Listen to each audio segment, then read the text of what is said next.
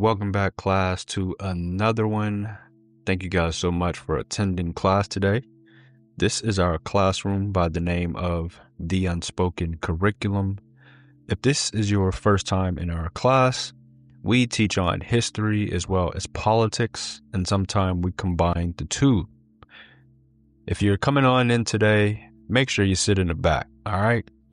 Our front seats is for our honors kids as well as you all who has been here since day one. We do have a few rules in our class, and one of them is do not text while I am teaching. I need you guys learning. Number 2 is we are a whiskey drinking class. If you do prefer something else, hey, you got to pass it by me, all right? Also, if you prefer coffee, we do not do Starbucks in our class. If we catch you drinking Starbucks, we are going to kick you up out of here. You are really working on suspension, day one, all right? But anyway, kids, let's go ahead and jump into our lesson for today. We are going to pull back the curtain on one of the greatest political illusions in American history, and that is the solid South. For 88 years, from the end of Reconstruction in 1877 until the Voting Rights Act of 1965, the Democratic Party held absolute, undisputed power across the former Confederacy. But here's the unspoken truth on this. Beneath a brutal civil war raged within the Democratic Party itself. While the rest of America was debating Republicans versus Democrats, the South was consumed by internal battle for its very soul. Today we dissect that conflict. We uncover the players, their motives, and the devastating impact their fight had on the South, and especially on the hopes of a true multiracial government. This is the story of the Bourbon Democrats versus the Populist Democrats. To understand this internal war, you must first grasp the context. The solid South wasn't achieved through popular consensus. It was forged in violence and maintained by a three-pronged system of oppression that had utterly stripped Black Americans from their political power. First, we have to talk about the Fist. The Fist was the paramilitary terror groups like the Ku Klux Klan and the Red Shirts who functioned as the Democratic Party's enforcers. They were literally assassinating Black and white Republican leaders and intimidating their voters. Second was the pen. I think many people underestimate the power of the pen. The Democrats then went ahead and rewrote the state constitutions, implementing Jim Crow laws and their infamous voter suppression tactics like poll taxes, literacy tests, and even grandfather clauses. These measures systematically disenfranchised the Black men who had been the backbone of the Republican Party. And third, we're going to get into the chain. The chain symbolizes economic slavery. Economic slavery through the sharecropping system, which kept millions of Black families and many poor white families trapped in a cycle of debt and dependency on their white landowners who were at the time, almost without exception, Democrats. So, when you look at those old election maps showing different colors, different counties, understand this. That wasn't a map of Republicans versus Democrats. It was a map of Democrats running against other Democrats. The political game that they played was already rigged. The only viable path to power was within the Democratic Party, and that led to an explosion of internal factionalism. On one side of this internal struggle stood the Bourbon Democrats. These were the redeemers. They were the wealthy. They were the establishment. Think of the old planter class and your slave owners, right? Now intertwine them with the new industrialists.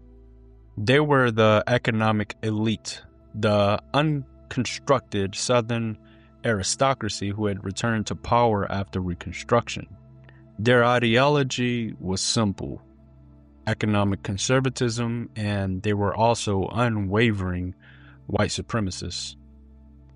They preached low taxes, minimal government spending, unless it directly benefited their businesses, and a hands-off approach to industrial development. They wanted to create a new South that mirrored the industrial might of the North, but without the disturbing racial hierarchy that kept their labor costs low and their power secure. And crucially, they were the architects that enforced Jim Crow. The Bourbons were the ultimate gatekeepers of the Solid South, a South designed to keep them on top both economically and socially. But from the dust and poverty of the rural South emerged a radical challenge, which was the Populist movement. Led by fiery white Democrats like Georgia's Tom Watson, these were the small, struggling white farmers who felt crushed by the Bourbon elite. They did the political math and knew that they could not win alone. They needed allies. So what they did was reach out to one group that had already been crushed by the Democratic establishment, and that was your Black Republicans. They needed the support of men like John R. Lynch, who was a former slave who had risen to become a powerful Republican congressman from Mississippi, which was a symbol of the very leadership the Democrats had spent years trying to eliminate. They proposed a revolutionary strategy known as the fusion ticket. This meant the White Populist Party and the Black Republican Party would join forces, endorsing the same candidates. And in exchange for the Black Republican vote, the Populists made a direct promise. The promise was that they would fight to protect Black voting rights, also ensure fair elections, and share political offices with these same Black Republicans. For the first time since the end of Reconstruction, a major political party was actively courting the Black vote on a platform of shared interests. This new biracial alliance, most notably in North Carolina, was actually very stunningly successful. They took control of the state legislature and governorship. It was a political earthquake happening at the time. And this is where the story takes its most tragic and chilling turn. The Bourbon Democrats understood the threat of this biracial fusion movement, and they responded with overwhelmingly force, unleashing a brutal campaign of race baiting and voter fraud. Yeah, sounds like the same Democrats today, but let's continue. They hammered home the message to poor white farmers that your white skin is your most valuable possession. And they told them, do not throw away your racial superiority by aligning with Black citizens, even if you shared the same economic grievances. And tragically, that strategy worked. Under relentless pressure from many populist leaders, including Tom Watson himself, they went ahead and abandoned their biracial vision. In a desperate attempt to win, they pivoted and becoming even more virulent white supremacists than the Bourbon Democrats. The very movement that once promised unity became a vehicle for intensified racial division.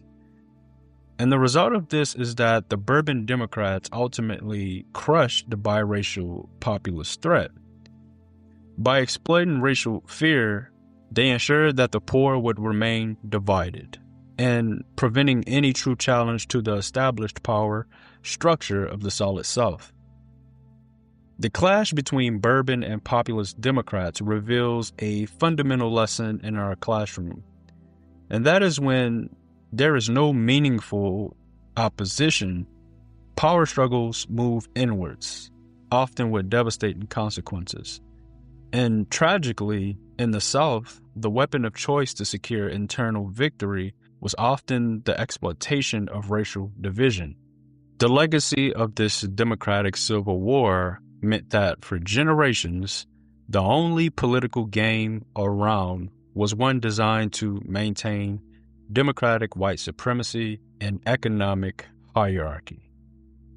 And that, ladies and gentlemen, is going to wrap up our class today inside of the Unspoken Curriculum. I thank you guys so much for sticking around and trying to learn something a little different. I know many of us was not taught this in our traditional public schools, but it's never too late to learn. I also would love to know you guys' comments on this, so please comment below. And if you want more deep dives into history that they didn't teach us, please subscribe to my channel and check out the Unspoken Curriculum podcast. I will have the link of that in the description. Thanks for listening, and make sure you do not drink Starbucks. I'll see you guys on the next one.